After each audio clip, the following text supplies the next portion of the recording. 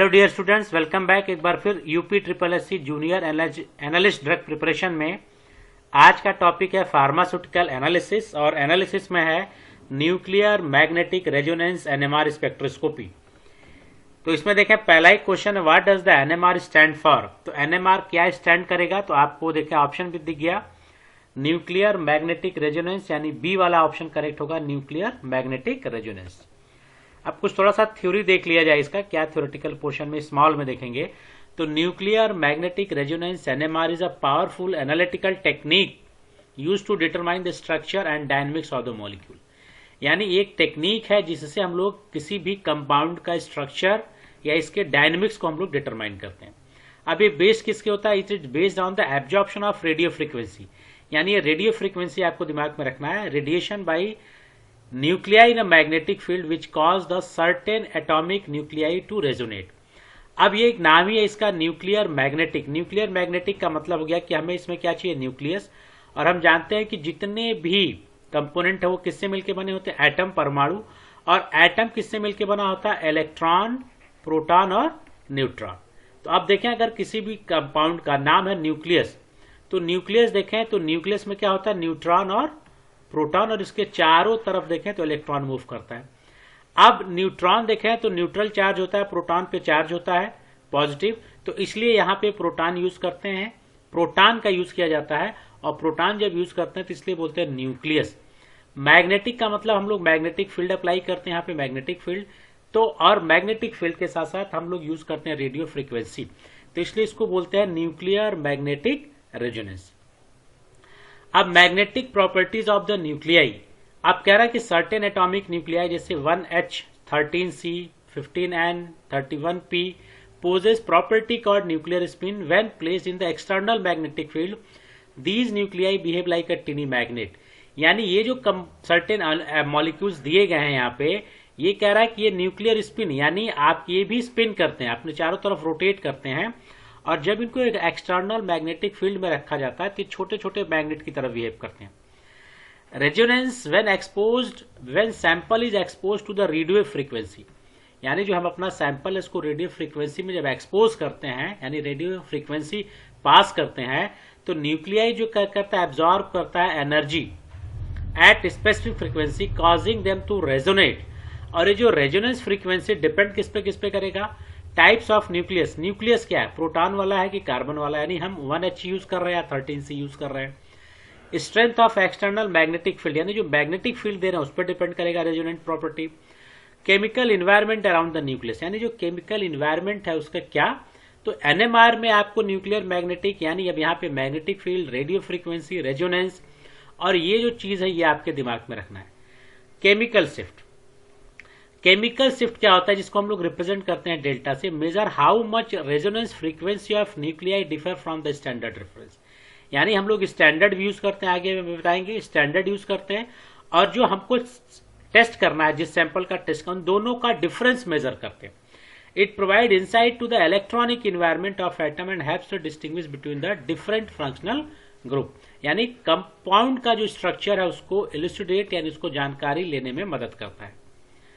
अब की कंपोनेंट्स क्या है एनएमआर में देखें तो केमिकल शिफ्ट, अभी मैंने बात किया, केमिकल शिफ्ट जिसको हम लोग किससे रिप्रेजेंट करते हैं, डेल्टा से। पूछा जा सकता है the position of signal in MR spectrum measure in ppm, अभी भी दिमाग में रखिएगा, पीपीएम में मेजर करते हैं शिफ्ट को। जो केमिकल शिफ्ट है उसको पीपीएम में मेजर करते हैं, जिसको बोलते हैं पार्ट्स पर मिलियन, और ये इलेक्ट्रॉनिक इन्वायरमेंट पर डिपेंड करेगा। ठीक।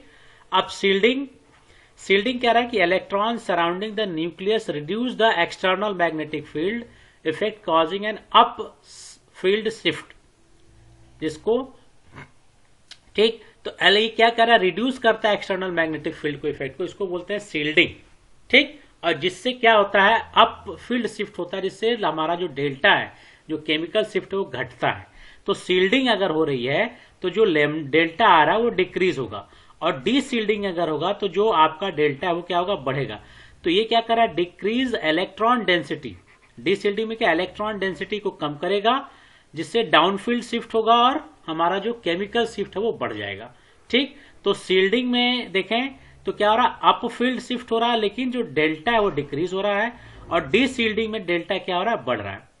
कपलिंग कांस्टेंट जिसको जे से डिनोट करते हैं। The interaction between the neighbouring nuclei causing splitting the NMR signal into the multiplets. तो अब ये आपको याद रखना है कि जे जो है इंटरेक्शन होता है between neighbouring nuclei causing split of NMR signal. जो सिग्नल है वो ब्रेक होते हैं, और जो सिग्नल ब्रेक होते हैं तो उनको हम लोग बोलते हैं मल्टीप्लेट्स। ठीक, मल्टीप्लेट्स बोलते हैं। रिलैक्सेशन कह रहा है कि the process by which exciting nuclei return to the ground state. अब ये क्या हो रहा है कि जब आप रेडियो सैंपल जब आप दे रहे हैं, सैंपल में रेडियो फ्रीक्वेंसी जब दे रहे हैं, तो यहां पे क्या हो रहा है कि आपका जो न्यूक्लियाई है वो ग्राउंड स्टेट से कहां जा रहा है, एक्साइटेड स्टेट में, यानी लोअर एनर्जी से कहां जा रहा है, हायर एनर्जी में। ठीक, तो एक बार एक्साइटेशन होगा और जैसे ही फिर क्या होगा, डी एक्साइट होगा, और डी एक्साइट होगा तो फिर ग्राउंड स्टेट में रिटर्न आएगा। जब ग्राउंड स्टेट में रिटर्न आ रहा है इसी को बोलते हैं relaxation. The process by which excited nuclear return to the ground state after absorbing energy. ठीक, तो इसको बोलते हैं रिलैक्सेशन। अब एप्लीकेशन क्या है एनएमआर का देख लें। तो एप्लीकेशन क्या है कि structural illustration of organic compound, यानी किसी भी ऑर्गेनिक कंपाउंड का स्ट्रक्चर पता करने के लिए हम लोग एनएमआर का यूज करते हैं। प्रोटीन और न्यूक्लियाई का स्ट्रक्चर पता करने के लिए, क्वालिटी कंट्रोल में इसका यूज करते हैं फार्मास्यूटिकल्स में। Study of molecular dynamics and interaction, यानी किसी भी मॉलिक्यूलर में जो इंटरेक्शन हो रहा है उस इंटरेक्शन का पता लगा सकते हैं। मेटाबोलोमिक्स एंड मेडिकल डायग्नोसिस, यानी ये जो होता है मेटाबोलिक्स, ये होता है मेटाबोलिक्स, यानी जो मेटाबोलाइट्स होते हैं, यानी आइडेंटिफाई बायोमार्कर इन फ्लूइड्स, बायोफ्लूइड। तो बायोफ्लूइड में बायोमार्कर को डिटेक्ट करने के लिए भी हम लोग एनएमआर का यूज करते हैं। अब देखिए टाइप्स में 1H एनएमआर सबसे ज्यादा जो यूज किया जाता है, 1H एनएमआर, जिसको प्रोटॉन एनएमआर भी कहते हैं, तो इसको प्रोटॉन एनएमआर भी कहते हैं। एनालाइज करता है hydrogen atom in the molecules को। ठीक, तो ऑर्गेनिक कंपाउंड को एनालिसिस के लिए यूज करते हैं। सबसे ज्यादा हम लोग एच एनएमआर यूज करते हैं, जिसको कहते हैं प्रोटॉन एनएमआर। 13C एनएमआर, जिसको बोलते हैं कार्बन एनएमआर, डिटेक्ट करता है कार्बन एटम्स को। ये भी आपका कंपाउंड को डिटर्मिनेशन में यूज करेंगे क्योंकि ऑर्गेनिक कंपाउंड देखें तो कार्बन और हाइड्रोजन से ही मिलकर बने होते हैं, तो इसलिए कार्बन भी यूज कर सकते हैं और हाइड्रोजन भी यूज कर सकते हैं। अब 2D एनएमआर की बात करें तो provide correlation between the nuclei and molecule, ये कोरिलेशन करेगा। तो प्रोटीन स्ट्रक्चर अगर एनालाइज करना है तो 2D करते हैं। सॉलिड स्टेट एनएमआर है, use for the studying solid complex biomolecule, और ये मटेरियल साइंस एंड बायोफिजिक्स में हम लोग यूज करते हैं। तो ये टाइप्स ऑफ एनएमआर है, कार्बन एनएमआर और प्रोटॉन एनएमआर और 2D एनएमआर आप दिमाग में जरूर रखिएगा। अब इंस्ट्रूमेंट देखें, क्या इंस्ट्रूमेंट सिस्टम आ रहा है, तो इंस्ट्रूमेंट में देखें क्या क्या कंपोनेंट है। एक तो सैंपल होल्डर होता है जो ग्लास का बना होता है, 8.5 सेंटीमीटर लॉन्ग और 0.3 सेंटीमीटर इसका डायमीटर होता है। मैग्नेटिक क्वाइल जो होगा, जो आपका जनरेट करेगा मैग्नेटिक फील्ड। परमानेंट्स मैग्नेट्स होते हैं जो हेल्प करते हैं होमोजीनियस मैग्नेटिक फील्ड, और ये 60 से 100 मेगाहर्ट्ज आपका ये जो क्रिएट करते हैं मैग्नेटिक फील्ड।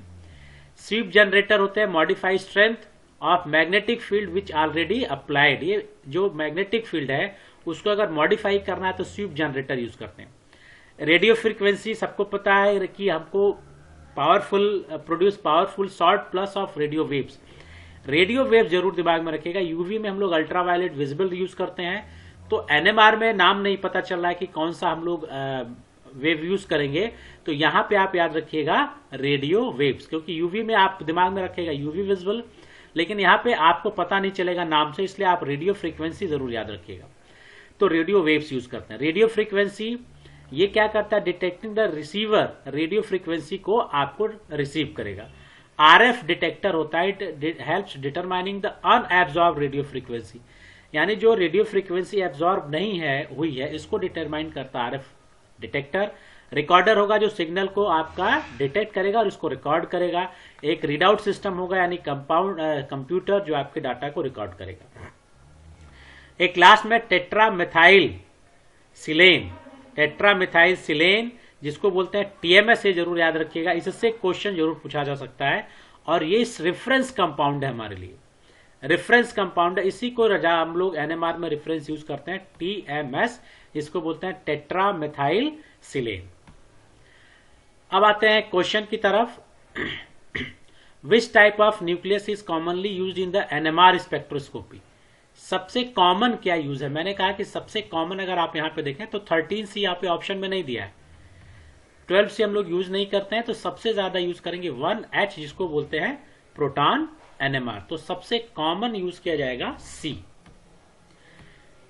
तीसरा क्वेश्चन है chemical shift in NMR is measured in, chemical shift किसमें मेजर करेंगे, तो अभी इसके पहले ही आ गया, केमिकल शिफ्ट हम लोग मेजर करेंगे पार्ट्स पर मिलियन में, दैट इज कॉल्ड ppm, तो करेक्ट आंसर हम लोगों का होगा C। फोर्थ है कि in 1H NMR the reference compound used to measure the chemical shift, अब क्या अब दिमाग में आ गया कि हम लोग जो रेफरेंस कंपाउंड यूज करते हैं वो होता है TMS, tetramethyl silane, tetramethyl silane as a standard हम लोग यूज करते हैं कंपेयर करने के लिए। पांचवा है कि which of the following nuclei in NMR inactive, इसमें से कौन इनएक्टिव होगा, तो देखें जो भी आपका 1H था या 13C था सारे ऑड नंबर के थे, सब में अगर आपने चीज किया हो स्लाइड में सारे ऑड नंबर के थे, चाहे वो 13 हो, चाहे वो 1 हो, चाहे वो 15 हो, तो यहां पे जो 12C है ये हमारा इनएक्टिव है, ठीक, तो इवन नंबर है, और 12C कार्बन हम लोगों ने पढ़ा नहीं, हम लोगों ने 13C कार्बन पढ़ा, तो इसलिए इनएक्टिव होगा A। The external magnetic field strength in NMR, the external magnetic field strength in NMR is typically measured in, जो मैग्नेटिक फील्ड है वो किस में मेजर करते हैं, तो मैग्नेटिक फील्ड हम लोग टेस्ला में मेजर करते हैं, जिसका करेक्ट आंसर होगा टेस्ला TB। सातवां, what is the purpose of radio frequency pulse in the NMR, तो रेडियो फ्रीक्वेंसी का काम क्या है, तो रेडियो फ्रीक्वेंसी क्या एनर्जी प्रोवाइड कर रहा था, जिससे हमारा जो न्यूक्लियाई है ये क्या है ग्राउंड स्टेट से, यानी लोअर एनर्जी लेवल से कहां जा रहा था हायर एनर्जी लेवल में, तो ये एक्साइट करता है nuclei to higher energy state में, तो ये न्यूक्लियाई को एक्साइट करेगा कि भैया तुम ऊपर अपर लेवल पे जाओ, तो ये हो गया करेक्ट आंसर C। आठवां है कि which factor affect the chemical shift in NMR, तो केमिकल शिफ्ट को कौन करेगा, तो अभी इसके पहले आ गया था electronic environment, electronic environment around the nuclei ये अफेक्ट करेगा कि हमारा केमिकल शिफ्ट क्या होगा, तो करेक्ट आंसर C। नाइन्थ है splitting pattern of proton in NMR depends on the, splitting pattern किस पे डिपेंड करेगा, तो स्प्लिटिंग पैटर्न हमारा डिपेंड करेगा प्रोटॉन पे, क्योंकि हम लोग प्रोटॉन की बात कर रहे हैं न्यूक्लियस में, तो नंबर ऑफ नेबरिंग प्रोटॉन पे डिपेंड करेगा कि हमारा स्प्लिटिंग क्या होगा NMR में, अभी प्रोटॉन की बात कर रहा है तो सिर्फ प्रोटॉन की बात करेंगे। Which type of NMR is commonly used in the studying of protein, protein में हम लोग क्या यूज कर रहे थे 2D NMR, क्या यूज कर रहे थे 2D NMR, पढ़ा था ना, एक प्रोटॉन NMR था, H NMR, कार्बन NMR था जिसको हम लोग C NMR बोल रहे थे, और एक 2D NMR था, तो कार्बन और हाइड्रोजन छोड़े, लेकिन प्रोटॉन के लिए हम लोग यूज करते हैं 2D NMR।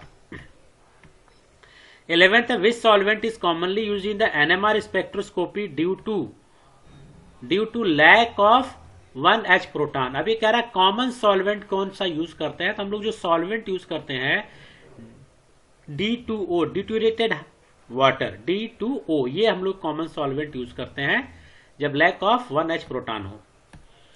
अब the Larmor frequency is the frequency of, तो ये आपका 12 का है कि एक फ्रीक्वेंसी है जिसको लैरमोर कहते हैं, ये न्यूक्लियाई एब्जॉर्ब करता है रेडियो फ्रीक्वेंसी रेडिएशन, तो करेक्ट आंसर होगा B।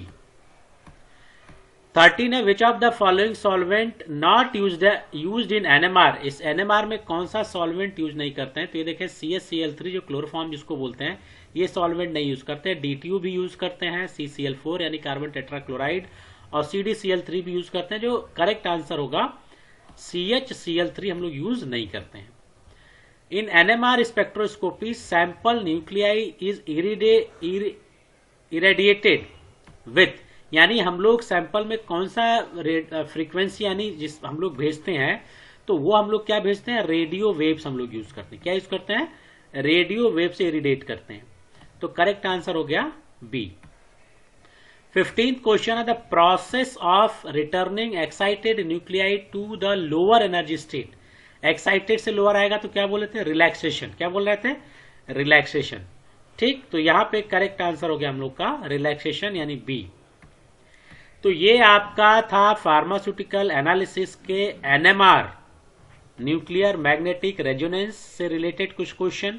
अब नेक्स्ट वीडियो में हम लोग मास स्पेक्ट्रोस्कोपी से रिलेटेड क्वेश्चन में बताऊंगा। तो आपका नेक्स्ट वीडियो में फिर मिलेंगे। Till then goodbye, have a nice day.